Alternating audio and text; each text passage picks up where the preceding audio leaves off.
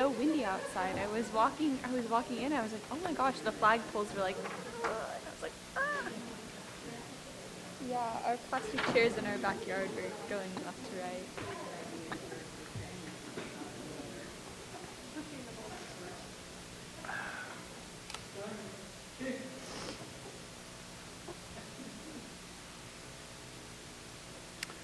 I will call this Tigard City Council and Local Contract Review Board meeting to order. City Recorder, please call roll. Youth Councilor Turley.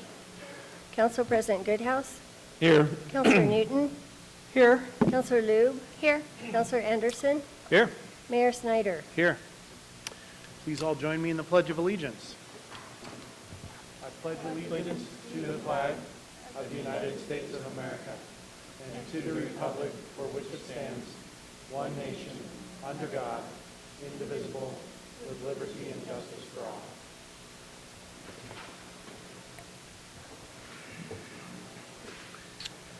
All right, council or staff, any non-agenda items? Staff have none, Mr. Mayor. Mr. Mayor, I have an item that I'd like to add to the agenda. Okay, we'll add it to item number 5. What is the item? To ask the staff to bring forward a resolution to support the Little League World Softball being brought to Tigard. Little League World Series, thank you. Softball World Series. Okay, we will add that to section number 5 of the agenda, non-agenda items. And thank you for that. We will move on to citizen communication. Is there any follow-up to previous citizen No, communication? Mr. Mayor. All right, we've got one person it looks like that's signed up for citizen communication. Kevin Robinson. Come on up. State your name and address for the record, please. Kevin Robinson, 12985 Southwest 116th Place, Tigard 97223. Good to see you. Good to see you. So I just start rattling my gums? Or? Yeah. Okay. You can So share whatever you want. Try to keep the time reasonable. I will be quick. Number one, thank you all for giving us a minute to talk to you tonight. Sitting behind me first, I guess, before I'll launch into this, are multiple members of the Tigard Little League Board. Josh Breeze is our Little League president. He could not make it because he needed to hustle up to Eastern Washington for his Thanksgiving deal. But the starter is what we're going to run by you tonight. We recognize is a long shot, a really, really long shot. But as most, or if not some of you know, the Little League World Series has been hosted at Alpenrose for the last 26 years. The sale of that property, of the dairy, was completed in and around October, I think. And I think on the 16th, Little League International announced that they would be moving the Softball World Series elsewhere. I think they did so in support of the Cadnow family, who had the portion of the family that had supported it for 26-year run at Alpenrose. Prior to that, while this was playing out in the public, I had emailed one of the Cadnow family with an idea. The idea was, if things didn't work out the way they wanted it to, that they could keep the Little League Softball World Series at Alpenrose, were they interested in potentially moving Alpenrose Field to Cook Park? The notion was move the scoreboard, bleachers, a lot of the things that make that park really, really unique, really nice, down to our fields, participate in potentially upgrading Cook Park, the fields there, and more or less partnering with the city on an upgrade. Never heard back, didn't really expect to, but the vision that kind of launched was, is it possible for Tigard to put itself on the map other than the ways it already is, as the host site for the Softball World Series? So what that morphed into was an idea that shared.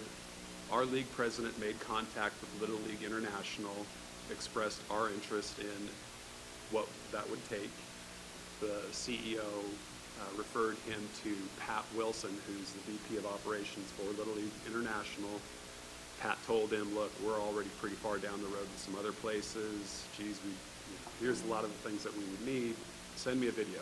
Josh sent him the video. The outcome of that is what they're looking for is a community to, number one, say, we really want this. We want to host the Little League Softball World Series. We want to make this a big deal. So the vision, in short, is we want to more or less cut and paste the Little League Softball World Series to Tigard, to Cook Park for a short term. Do some upgrades at Cook Park that would be required to host it for the short term. While we're doing that, explore the development of the Lasich property that the city bought in 2015 for, I think, about $1.4 million. I'm guessing about a quarter of that was paid for by 2010 bond, and I think the remainder was going to be paid from development fees that have probably been realized on Bull Mountain and various other places. So my understanding is that is bare level dirt that is part of the grand plan. So the notion is, could we utilize this as kind of a bringing together an opportunity for Tigard and an opportunity for all of us to show Little League, little girls, that we can build something for them equal to or better what the boys enjoy in Williamsport. You look at Little League, the boys enjoy a beautiful big stadiums in Williamsport. There's 5 regional facilities for boys. The only home for girls was Alpenrose, a field built in the 1950s by a grandfather that wanted his kids to run around and play on a neat field. So cut and paste Alpenrose to Cook. Cut and paste Cook to Lasich. Give the Softball World Series a home in Tigard. Make that part of the fabric of our community. So there's 3 catalysts really for this. One is from Tigard Little League standpoint, youth sports, we serve the underserved. It's $170 probably on average for a kid to play a full season of baseball or softball with us. Youth sports are becoming less and less accessible for lower income families. Part of that is tied to the limited number of public facilities, fields for organizations like ours. There was a RAND study done that only half of kids from families earning $50,000 or less are participating in sports. 2/3 of kids in upper and middle income families are participating in sports. We're pricing kids out. A UCLA study showed that team sports lead to lower rates of anxiety and depression, the marginalization of kids. Team sports combat that. Girls' facilities don't equal boys. Go back to what I just said. Look at Williamsport, look at what the girls have. And then the other part of this that is unavoidable is youth sports have become big business. A Wintergreen research study found that American youth sports, the industry, is currently worth about $17 billion a year. By 2025, that number will blow up to about $29 billion. We are not participating in that industry right now. So the point, we want to build the park that'll offer kids a year-round place for local kids, regardless of income bracket, to play while catering to a massive youth sports market and being a first-class home of the Little League World Series.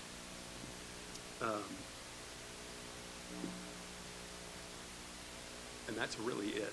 That's the appeal to the city. We did meet with some city officials, and they made some really awesome points about what some of the limitations might be.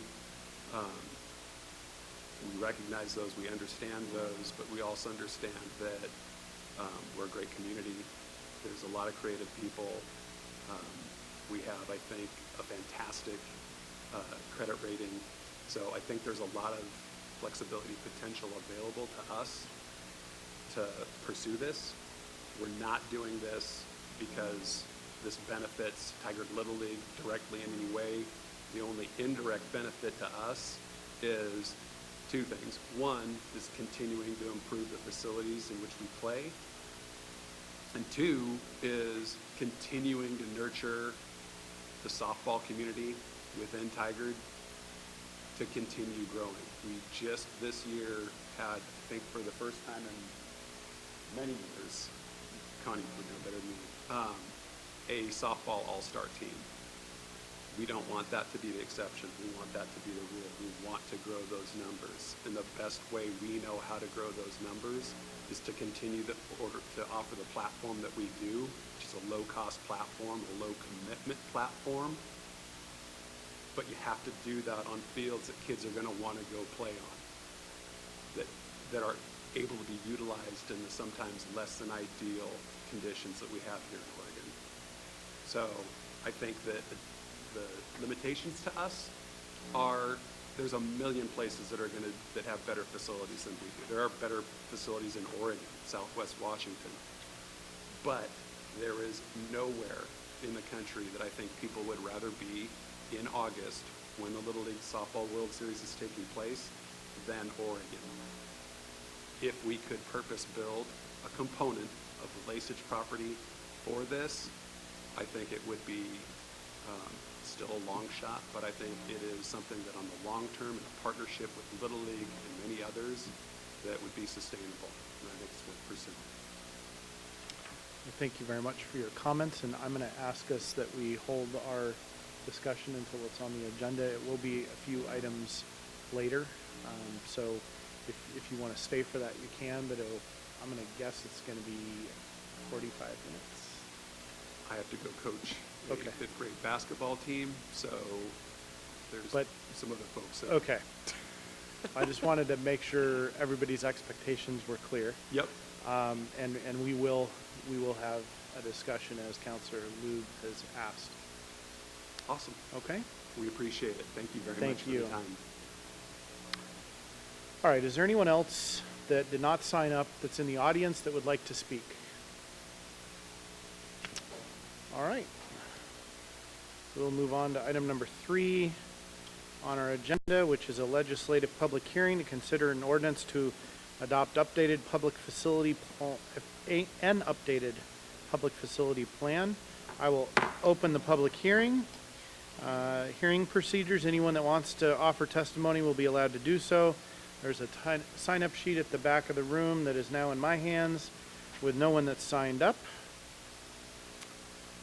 If anyone does want to speak, that you'll be able to do that in a moment. Staff report.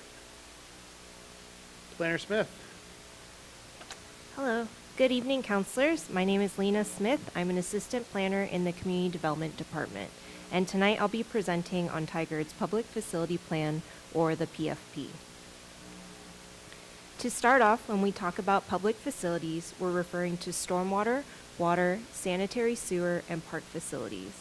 These are facilities and services that are built into the city's urban fabric and are crucial to the day-to-day lives of our residents and businesses. Because these services are so significant in keeping our city healthy and functioning, it's important to not only plan for the needs of our current population, but also for the needs of our future population and growth. And we've experienced quite a bit of growth in recent years, for example, in the River Terrace area. And the city has stayed on top of planning for public facilities based on this growth, as illustrated by the master plans we've adopted for River Terrace and the Stormwater Master Plan that was just adopted last year. Accordingly, tonight's Public Facility Plan update demonstrates how the city is planning for the timely, orderly, and efficient arrangement of public facilities and services for the current and future population, and how the city complies with statewide Planning Goal 11. So just to give a little bit of regulatory background, this PFP update is required under Tigard's Periodic Review Work Program, which is managed by the Department of Land Conservation and Development. The purpose of the work program is to make sure Tigard's comprehensive plan is kept up to date with statewide rules and regulations. Tigard began its work program in 2010, and tonight's update is the final task required of the city. Subtask number 1 of this work program is to update the Tigard's original PFP from 1991. Every Oregon jurisdiction is required to have a PFP under statewide Planning Goal 11 and Oregon administrative rules. Specifically, DLCD wanted the city to include updated information on stormwater, water, sewer, and park facilities. As previously mentioned, Tigard has been keeping up with planning for public facilities as our community grows. This is illustrated by our existing facility master plans for stormwater, water, sewer, parks, and trails, and plans that are specific to the River Terrace area. These master plans include all the information that is legally required to be included in the PFP, such as an inventory of existing public facilities and lists of significant projects. Accordingly, these plans have been incorporated by reference into the PFP update, and this information is further detailed in the PFP update that has been submitted to Council. Subtask number 2 is to update the Public Facilities and Services chapter of the Tigard Comprehensive Plan. The main change was to include information about Tigard's partnership with the City of Lake Oswego for water. Other small changes include updating outdated references to the existing facility master plans, adding information about the River Terrace plans, and general grammatical edits and rewording for clarity. The full text of amendments has been submitted to Council. As detailed in the staff report, the proposed updates comply with statewide planning goals, Metro Code, the Tigard Comprehensive Plan, and the Tigard Community Development Code. This update was presented to Planning Commission on October 21st, and the commissioners unanimously recommended approval of this application to City Council by adoption of the provided ordinance. This concludes the presentation, and I'm happy to answer any questions. Council, any questions? No deliberation now, but questions? None. Okay. We'll move on to public testimony. No one signed up. Is there anyone in the audience that would like to testify during this public hearing? I see none. Take it there's no response to testimony. I will close the public hearing. And we'll move on to council discussion and consideration. Ordinance number 19-18.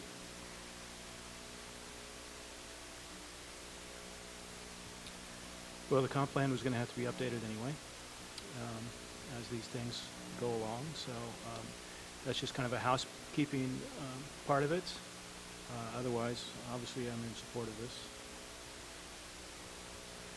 Councilor Newton? Yeah, I would just comment, the city does really a pretty good job keeping our master plans updated. You know, we're behind on a little bit, but we do a pretty good job. They're pretty thorough. I read all the materials, and so noticed the inclusion of the Lake Oswego Water Partnership references, and so I'm supportive. Any other comments or a motion? I move to approve ordinance number 19-18. Second that. Okay, it's been moved and seconded. City Recorder, please read the number and title of the ordinance. Ordinance number 19-18.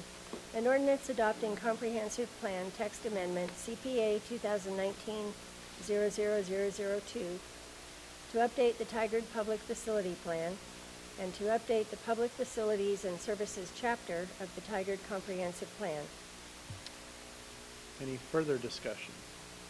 I just want to make a comment before we vote that I know, you come and do a presentation that takes 10 or 15 minutes, but this represents a lot of hard work on the staff's part, and so I want to recognize that and thank you for keeping, as a team, keeping these things in the condition they need to be for our residents. So, thank you. City Recorder, please conduct a roll call vote. Council President Goodhouse? Yes. Councilor Newton? Yes. Councilor Lube? Yes. Councilor Anderson? Yes. Mayor Snyder? Yes. Okay, ordinance number 19-18 is adopted unanimously. Thank you very much.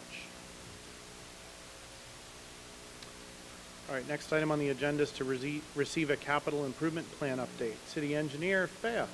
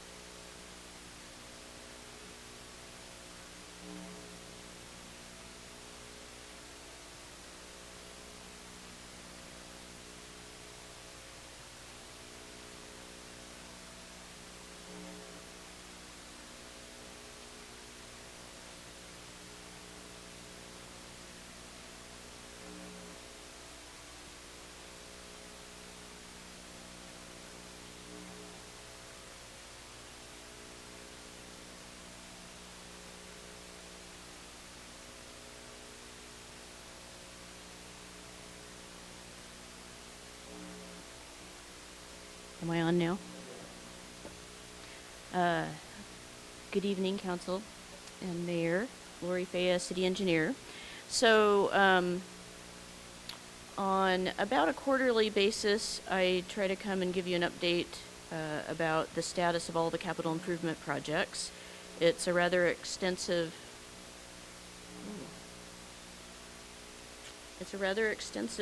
list of projects.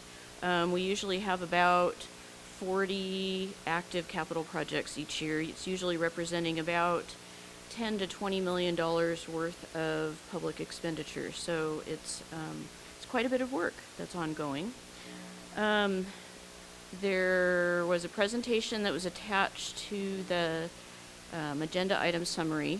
I updated it, so you'll see a few slides at the beginning that are different because we had a bit of a surprise on Saturday, and so I wanted to give you some information about that in addition to talking about the normal projects. So I'll start out with that. On Saturday, we unfortunately had an 8-inch diameter cast iron water pipe break in Greenfield Drive, just south or uphill from Gardy, up in about the vicinity of 132nd. There is a lot of water that can come out of an 8-inch diameter pressurized water line. And we had a lot of wonderful public works staff respond who are still working on it. The upshot is that I'll show you some videos to show you what this really looked like in action. It's interesting but also a bit scary. So there was significant damage caused by this water line break. It basically excavated rock, gravel, soil out from underneath the pavement, so now there are huge voids under the pavement. It excavated so much of this that went down to Gardy that it was about 60 cubic yards of material that's been hauled away. That's at least half a dozen full dump truck loads of material. So based on that, we're going to have an engineering analysis, but I anticipate that the road will likely have to be closed, very likely for maybe 6 months. We're going to have to completely rebuild the road. It will be paid for by water funds because that was what caused the damage. Right now we're estimating it could be $500,000 to $1 million to completely rebuild this roadway. So pretty significant. What I will note is they very quickly got the water service restored, and we have all of the traffic detour measures in place. So Lori, you're showing some pictures. How old was this pipe and when was it last inspected? So this was a cast iron water pipe. That's some of the older ones. It probably was around 40 years old. These tend to be more on the brittle side, and This age of pipe typically also was just placed on native soil. Now you would build it with gravel bedding around it. And I think you've probably heard of some of the other breaks we've had, like in the Summerfield area. This is, again, this age of pipe resting on soils. We're going to see more of these. The problem with water lines is you can't inspect them as easily as you can with sanitary sewer and storm lines, where you can send a camera down them, because these have water flowing through them full. So we try to collect information as we have it about past breaks and about age and type of pipe. This one also, I will say, unfortunately, was listed incorrectly in our asset management system. It was listed as a newer pipe. So we didn't realize that this was the older cast iron. So let me play you a video. I may end up playing it twice because there's so much to watch in this video. Watch across the street as well as right there in front of you. This is water bubbling up from underneath the surface. And there you're looking up Greenfield, and you can see all of the water coming down from up above. I really just need to show it again, because you can see where the pavement there is higher, has been lifted higher than the sidewalk. Usually it's 6 inches lower. So the water from the pipe broke, it went under the pavement, it pushed the pavement up over 6 inches high. That's how strong that water was. Think how heavy that is. That's brand new pavement. Unfortunately, we paved Greenfield about I think it was 2 years ago in the pavement management program. It was about 7 inches of nice, new, wonderful pavement. I thought you were going to say 2 months. Glad. Yeah, no, not quite that bad, but bad enough. Here's another one that'll show you the view from down at Gardy. That's a lot of water. That is a lot of water.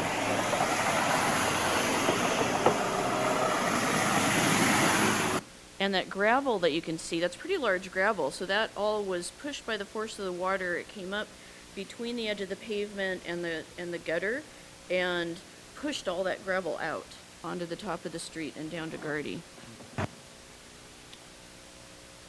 And then here you'll watch, so this is where the actual broken pipe was located. How do they figure that out before they dig?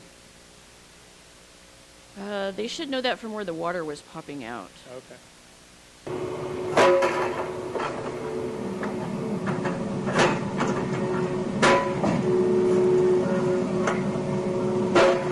But you can see the crack on the, there we go, see the crack on the pavement. All of this. So normally you would lift up pavement and you would see gravel right under it. Is this just a void, a big black hole? This is a big hole. The blue pipe that you can see in there is actually the storm line. Kind of right next to it and under it was the water line. Yeah, we know the storm line. This is how a sinkhole develops, I take it. Yes. So, and this is not the only location where we now have voids. It's kind of all the way down. And that's why we're going to keep the road closed. We don't even know the extent of the voids right now. We would not want anybody driving on this. On the closure part, are there homes that actually access that section? It didn't look like it from the videos. No, I will say it was probably fortuitous that it was this section of road, because there are not houses that face it. There are some apartment buildings or townhomes, and they all have access other directions. So it's not that difficult of a place to route around. So I guess, yeah. These pictures show you, to the picture on the left, you can see where the pavement has heaved up all the way up above the elevation of the nice new curb ramp. And then the second picture on the right is showing you, there's a couple of things to see here. One is the pile of gravel down at the end of the street at Gardy, and that's just a small remnant of all the stuff that was carted away by our dump trucks. You can also see closer up, you don't notice it at first, but see how the pavement is literally at the same elevation as the curb, and it should be 6 inches lower. And that gap between the pavement and the curb is where water was shooting up and pushing gravel out. Why does the concrete not come up too? I think we were lucky enough in this case. Well, asphalt is an easier surface to move. It's more flexible than concrete.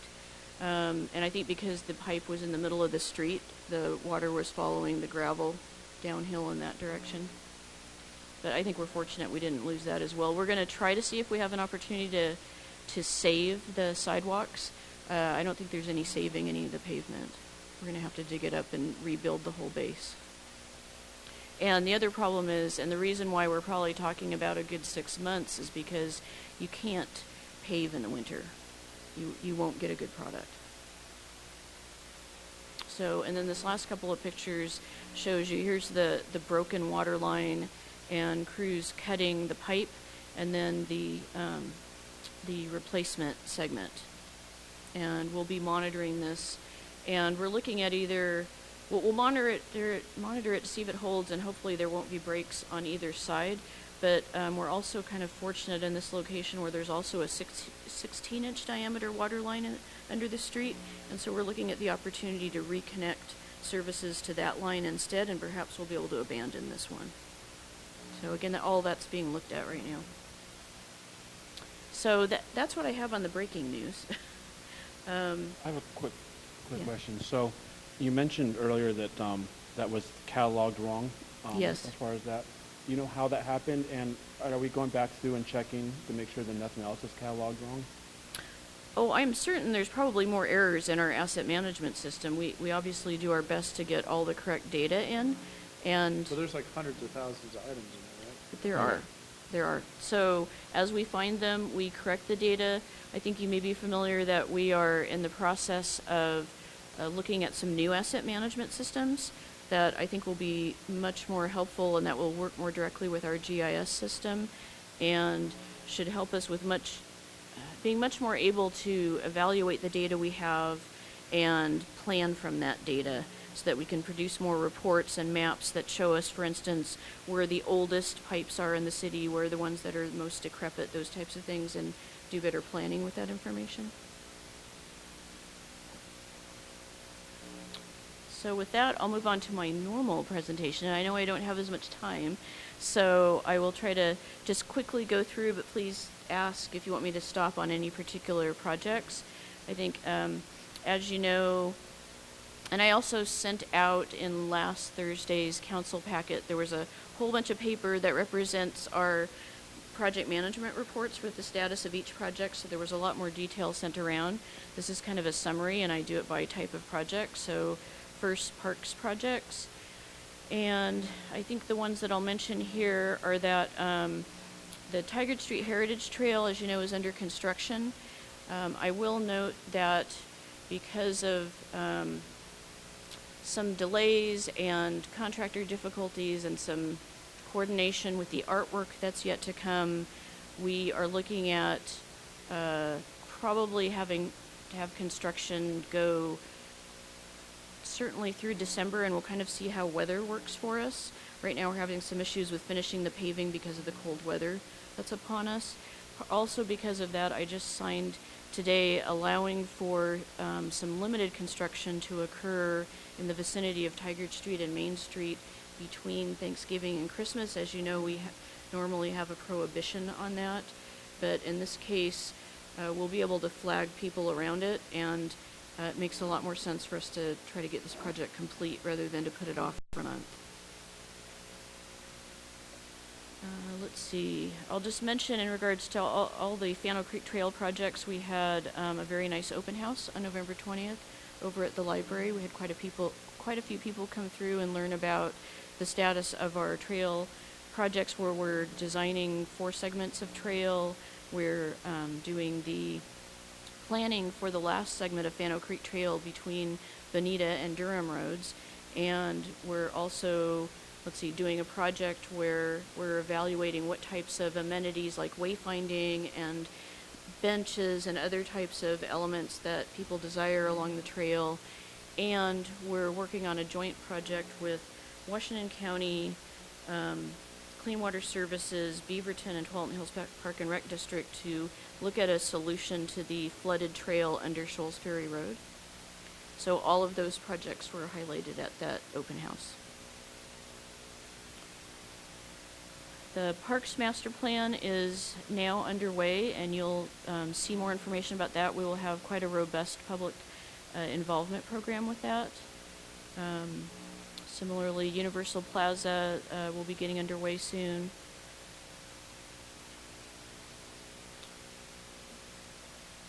Let's see, I know the mayor wants to ask me about Upper Boones Ferry Durham adaptive signals, and it's always the I think he's same. exhausted of asking you I about know.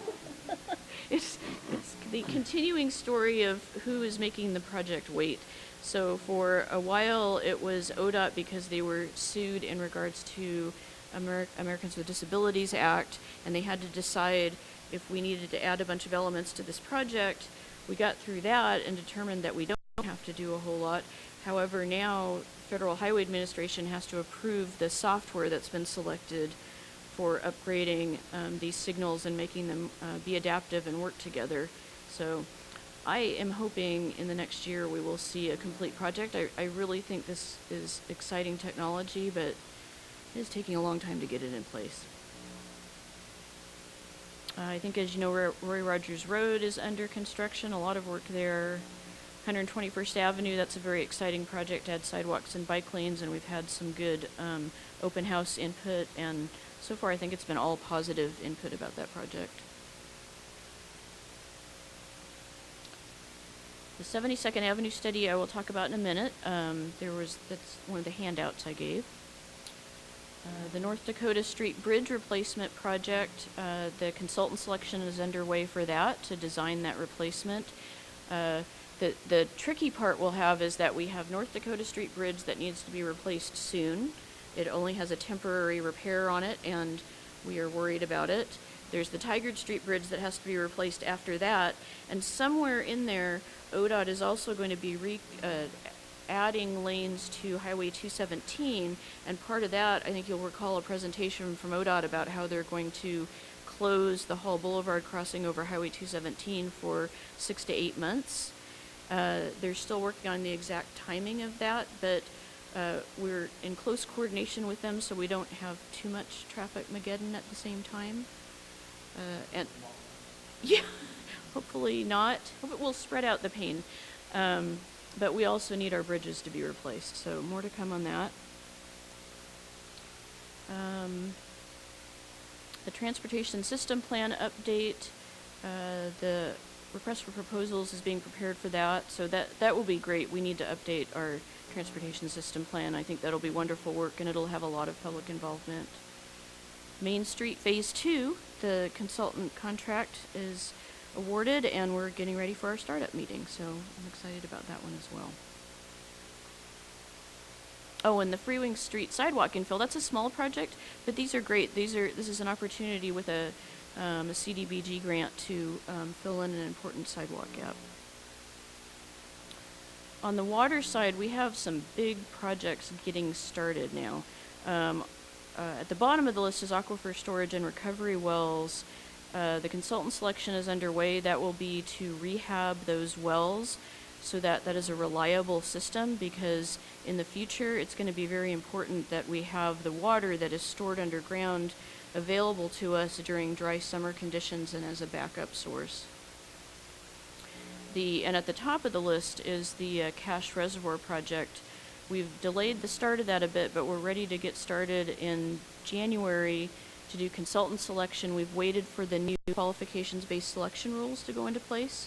And I think, I believe our finance folks will be bringing forward to you in early January our purchasing rules to, so that we can take advantage of that opportunity. So definitely more to come on that. That is a really large project, a brand new reservoir and pump station. And let's see, the downtown sanitary sewer line, that's kind of in the area of the Main Street project. We're getting sanitary sewer line lined because it's very thin and susceptible to breaking, and we'll do that before the Main Street project. I think that's probably the primary thing there. I have some pictures to show you of our 2 stormwater projects that have just recently been constructed. I'll show you those in a minute.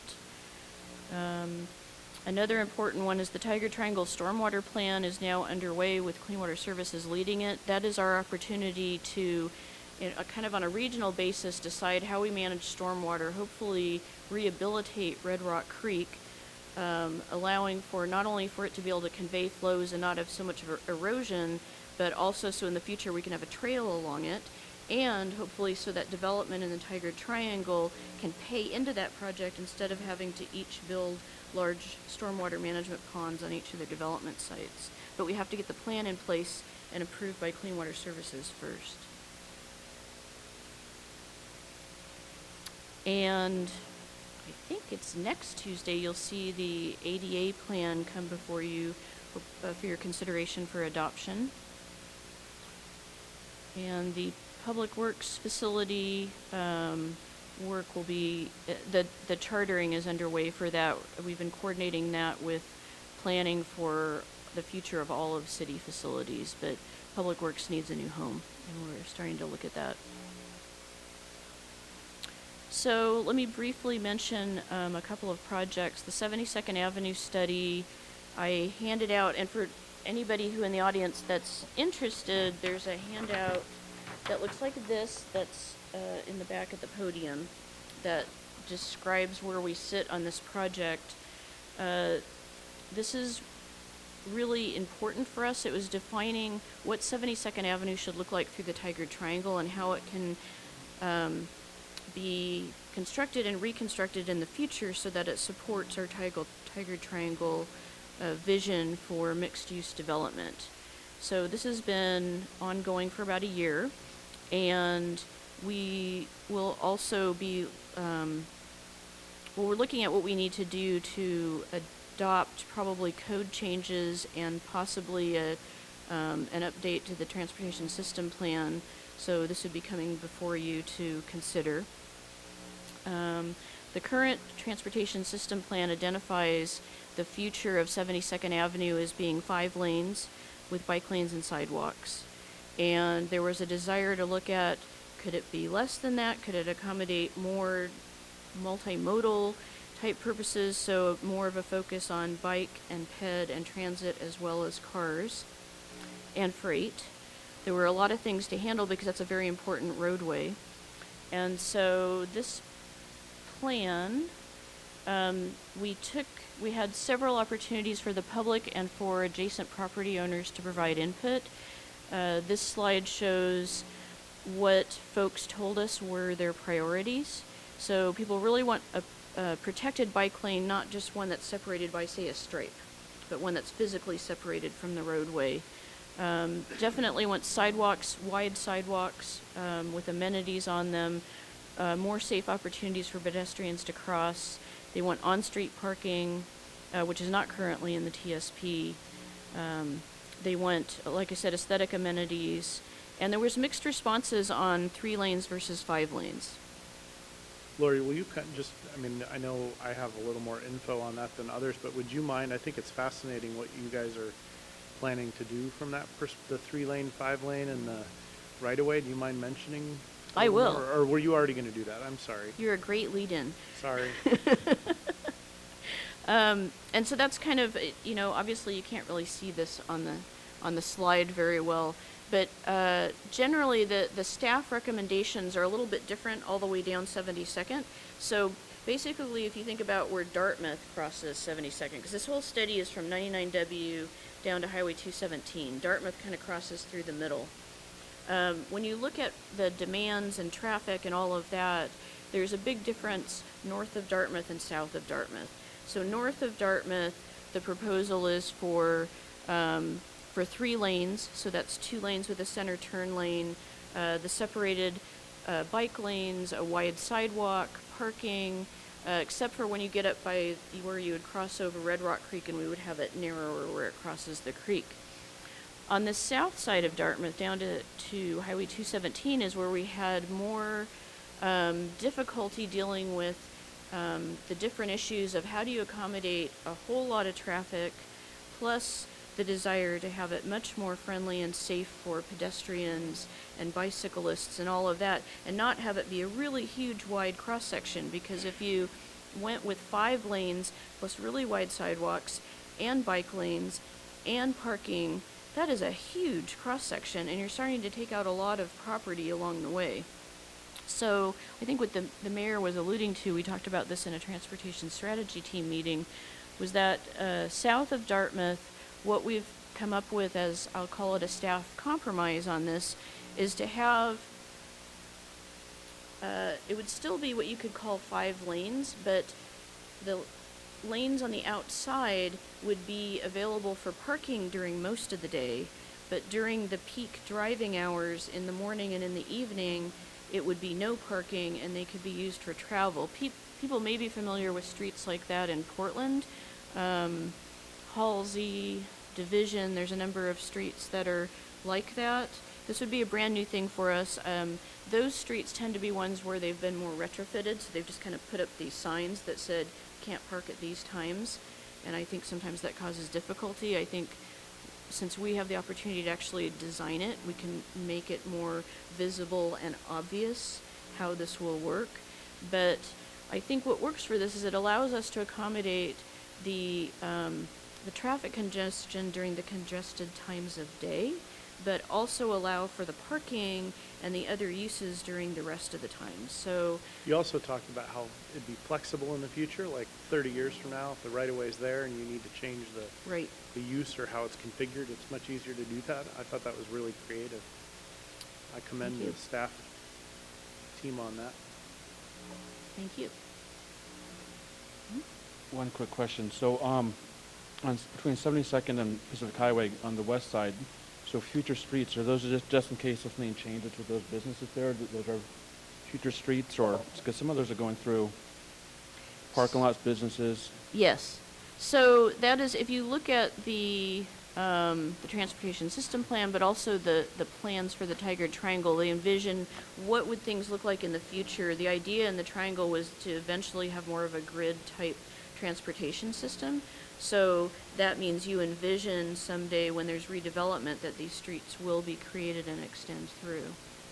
Also, if the light rail project comes through, 70th would be built along with that, and we'd see some connections created as well.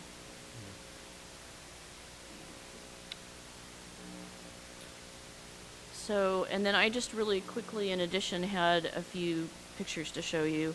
So this was the Fano Creek Bank Stabilization Project. This is just south of the library off of Arthur Court. This is where we had a substantial erosion problem and it was endangering the Colony Creek Trail and getting awfully close to those apartments. So you can see on the left-hand side when it was under construction, rebuilding this bank. And then on the right-hand side is what the final slope looks like and stabilized. It'll get some plantings as well. And this shows looking the other direction downstream on the same project. And you can see on this one on the left side where there were these areas of erosion and straight drop-offs that were like 20 feet down to the creek from the edge of the trail. And this other project is 124th and Ann. So we needed to replace a culvert that was going to fail on us and we would have lost the roadway. We upsized it to a more appropriately sized culvert. And along with that, it gave us the opportunity to fill in a sidewalk gap as well. So, and I also want to point out where you see the young man standing here, which is the sidewalk gap we filled. So this is our civil engineering intern, Brandon, for this year. And so he did the construction inspection for the project. And that also is a porous concrete sidewalk, which allows the stormwater to drain in, and then we don't have to build a big stormwater quality facility because we built a porous sidewalk. And that's it, unless there are questions. Wow. Who has questions? Councilor Luke? I would just say you've been very busy. Yes, we have. Understatement. Other questions or comments? I read all the stuff that you attached with the council newsletter, Yeah, and that last was week's helpful. material was really That was helpful. really helpful. Thank you. Yeah. I don't have other questions either. Okay, thank you very much. And we will move on to non-agenda item. Councilor Loop.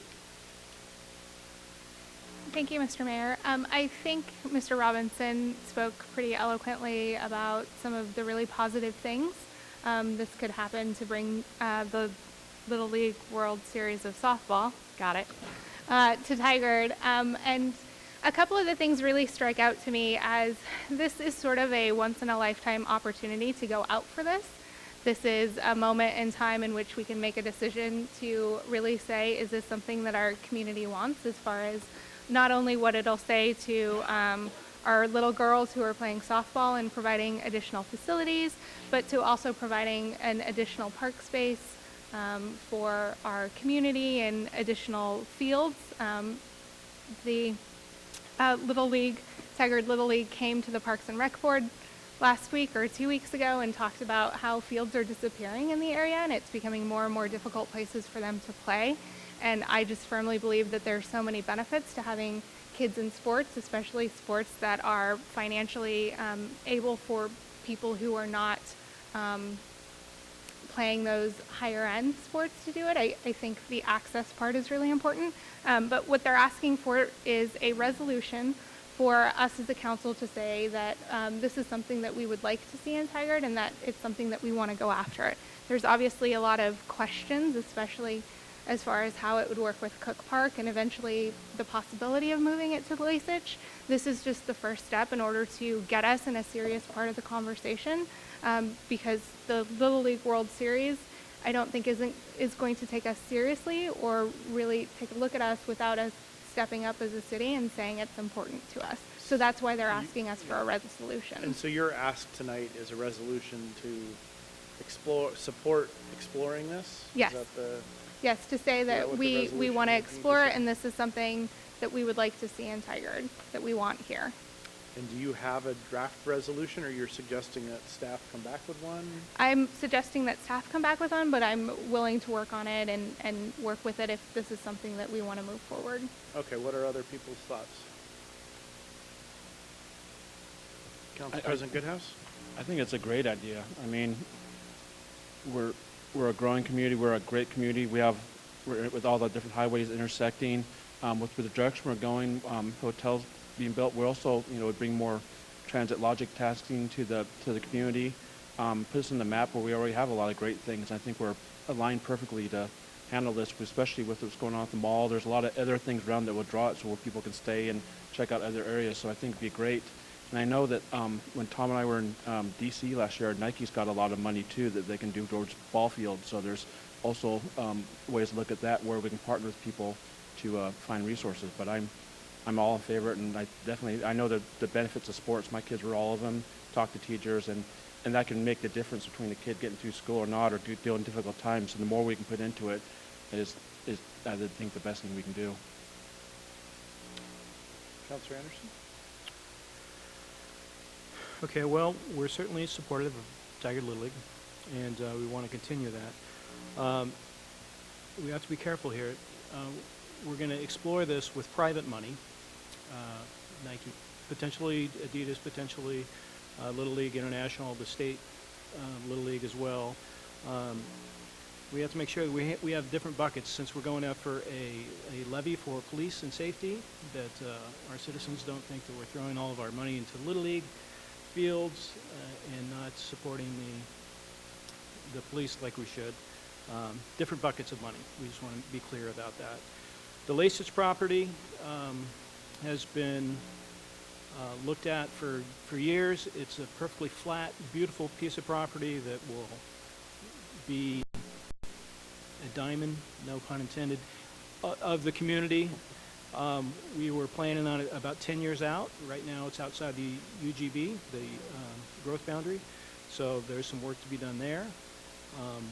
We're kind of... Let's translate that for the folks that are in the audience. That means you can't immediately just construct on it. Right. The city of Tigard owns it, but it's not in the city of Tigard right now. So a lot of questions for sure about this. We could certainly beef up Cook Park. We've already looked at the turf infields, and when we're quite a way down the road on that. I would love to attend those games and see ESPN down there as well.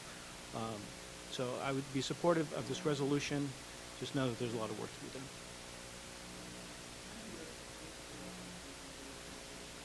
I think we can do that, given the circumstances. Come on up.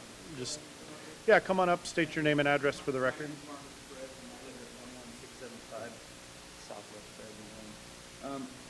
So I'm on the Little League board. I'm the softball field manager.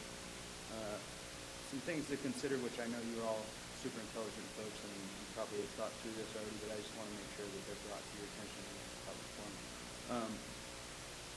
We're way behind our sister cities that surround us in terms of sports facilities, in terms of being competitive, in that aspect, in terms of drawing people to our community to buy homes, to spend money, to come to Tiger.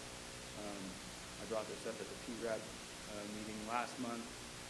We're putting tremendous amounts of resources into these trails that allow people to transit through Tiger, but we are not offering people a reason to come to Tiger. And that's a concern for me as a resident, as well as I look at it as an opportunity for the city to bring in revenue.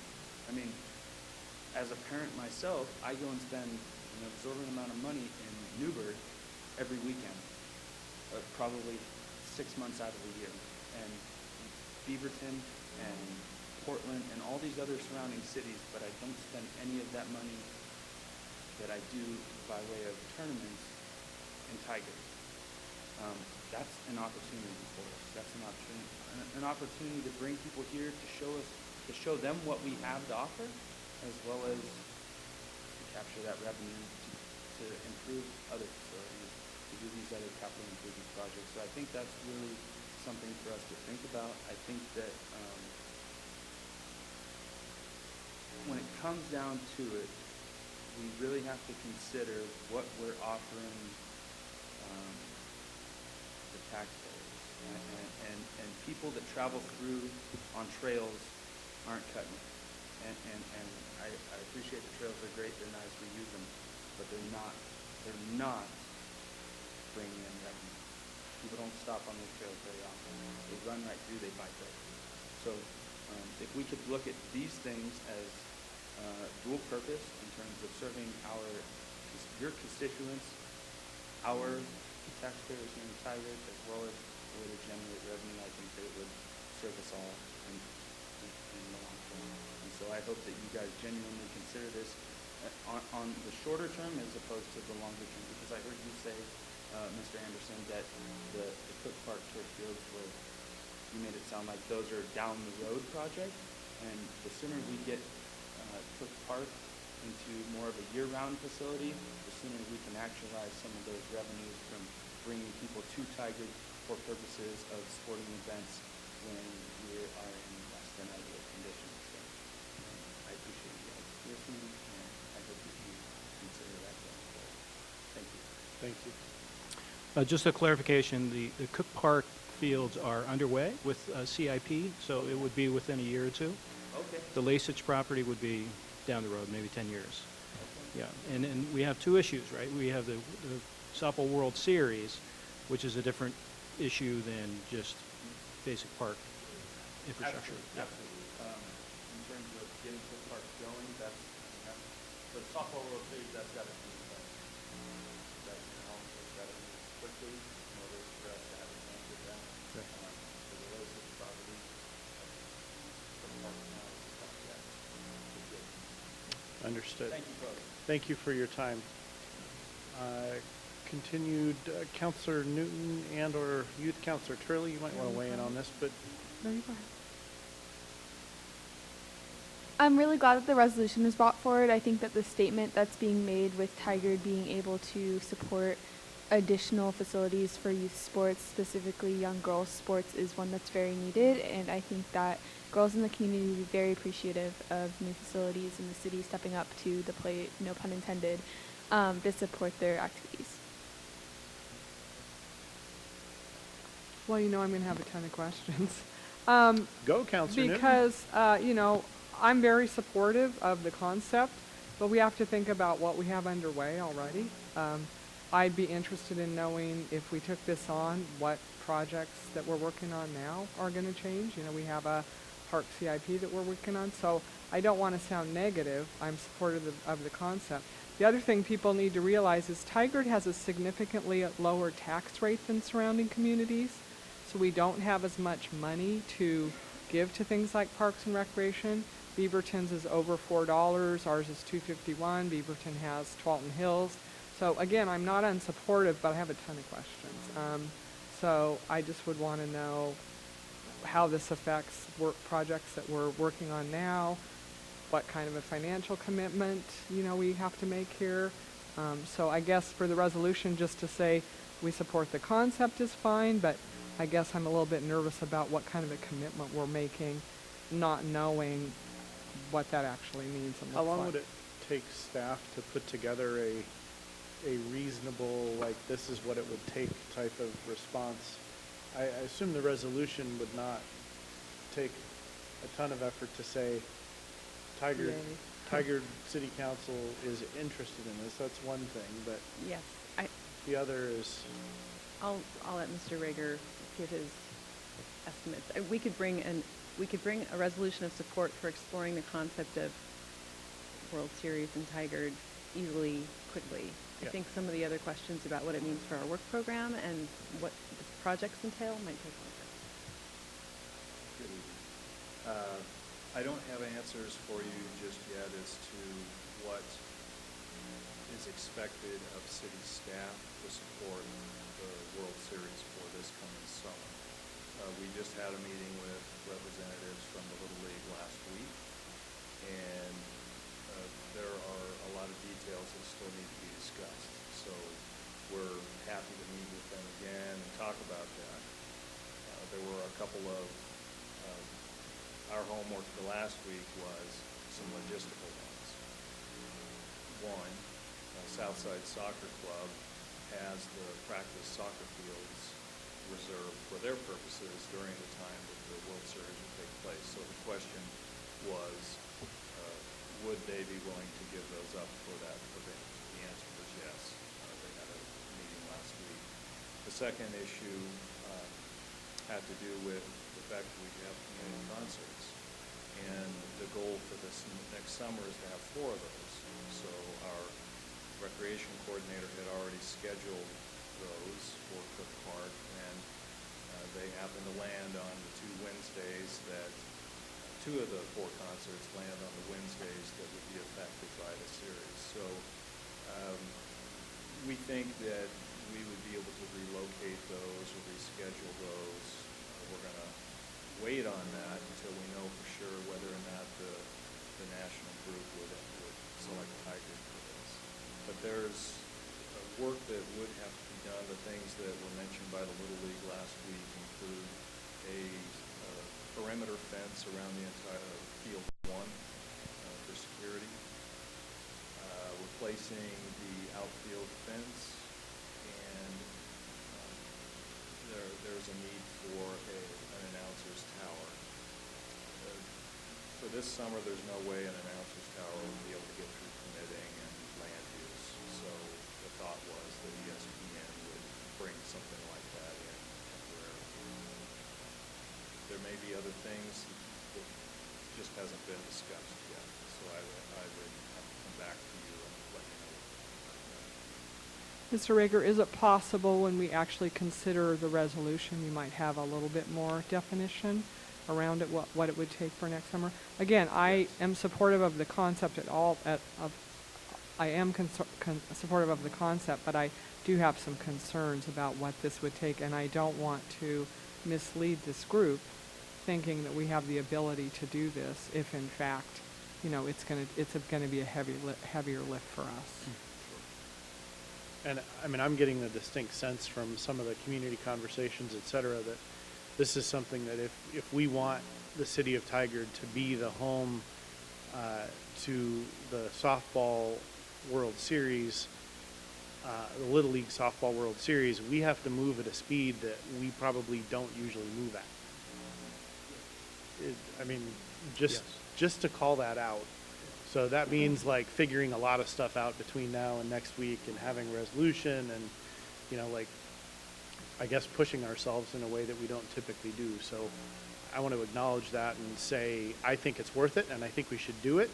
And I think we should try to, I can't think of a better way to both push Tigard's image as a community in a way that is supportive and brings some things to our community, but also sends a clear message about youth sports, women's sports, girls in sports, etc., than trying to push this. We don't need a vote. Has anybody said that they're not supportive of a resolution? Do you want a motion? I don't, do we need a motion? I If, don't think if we- what's being asked is for staff to bring back a resolution, we can take that as A direction. resolution and as much of a plan as you can put together.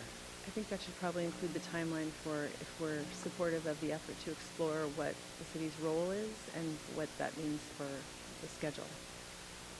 And Raise a also, plan. sorry, City Manager Wine and Director Rager. Also, I'm interested in what goes to the back burner. Not that this isn't important, but some stuff's going to have to shift.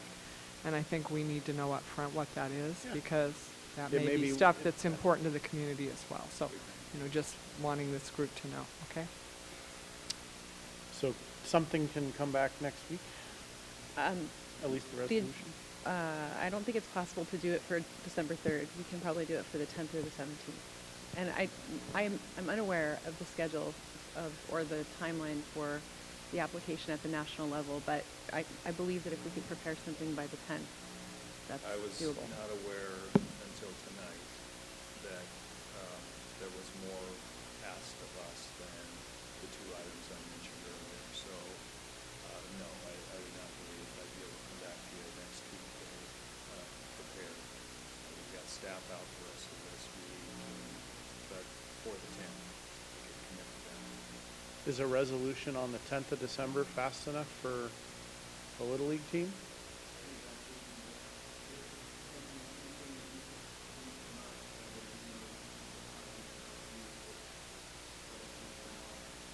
I'm going to guess our staff will be in touch with much more if I had to guess. Okay, so we've done what we need to do, I think, on that topic. Counselor Loop, does that include that from your perspective? Yes, thank you. Okay, we are, the Tigard City Council is now going to go into executive session to review and evaluate the employment-related performance of the Chief Executive Officer under ORS 192.660 subsection 2I. All discussions are confidential and those present may disclose nothing from the session.